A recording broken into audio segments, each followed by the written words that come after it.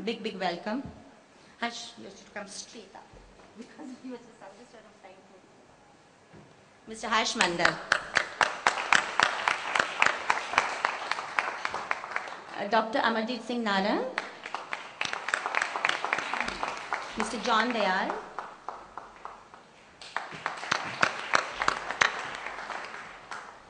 And we are very fortunate to have with us, I must say this, is Justice Hosbit Suresh.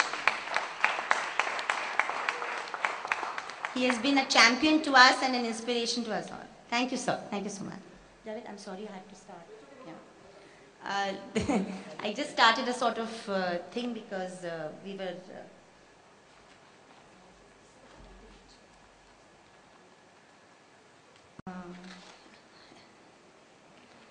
as I said, I'd sort of done a brief introduction to the first session and I was about to talk about the second, which I can do later since you're here. So, Father Fraser, I would request you once again, the speakers. He's with us in spirit. He'll be joining us again at the public meeting this evening, Father Fraser. So, should we begin, Harsh? You're ready? So we will begin the first panel as stated in the invitation with all our three speakers, 15 minutes each. There will be Mr. Harsh Mandal, there will be Dr. Amarjit Singh Narang and Mr. John Dayal. And we have hopefully at the end of that 20 minutes to half an hour for discussion. Now this is very important and we have our team members of Sabrang, my colleagues, who will be there with chits. So if something strikes you and you want to raise a point, please give your names to them and we will take it up at the end rather than doing it at the end of each speaker. So this panel and discussion and then the second panel. So I would like to request Mr. Harsh Mandal. Sorry Harsh, I had to do a very nice introduction on you. I've already done. And apart from anything else, Harsh has also been one of the several of us who've managed to keep the entire issue of Gujarat alive.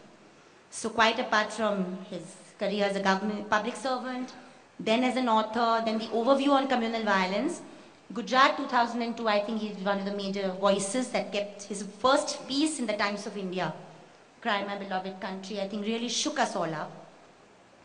And we had the privilege of working very closely together as in the drafting committee on the Prevention of Communal and Targeted Violence Bill that the National Advisory Council had set up.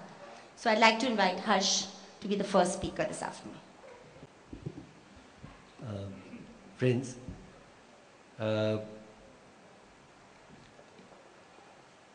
we stand here today in memory of the days, the weeks, 20 years ago, when blood was flowing and fear was stalking the streets of this wonderful city.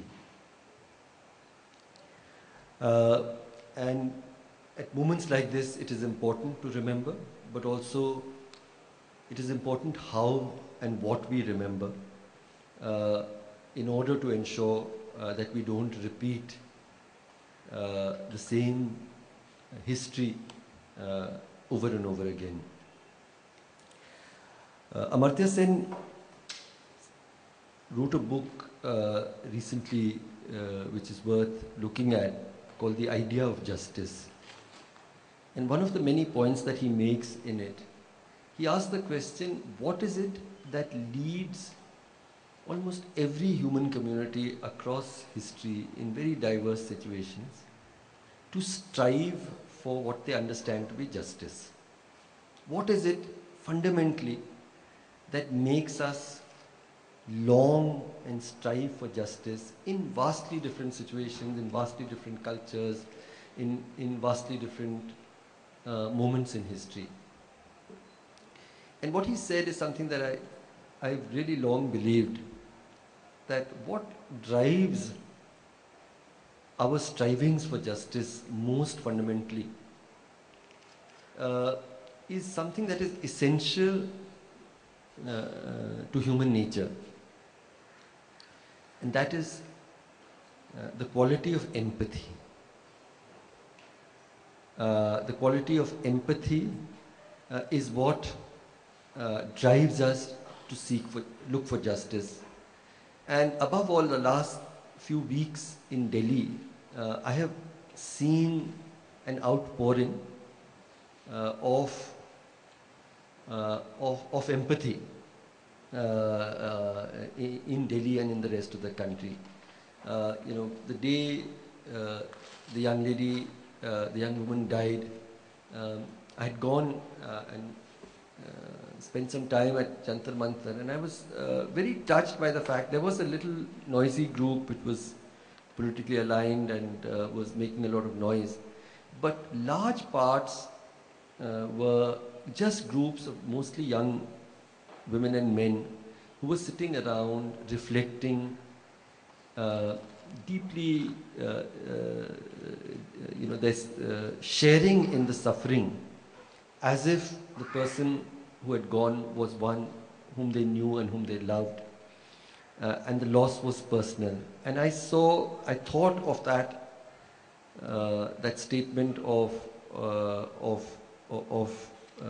Amartya Sen about empathy driving us to seek justice.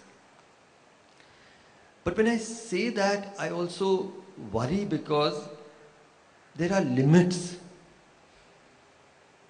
to our empathy.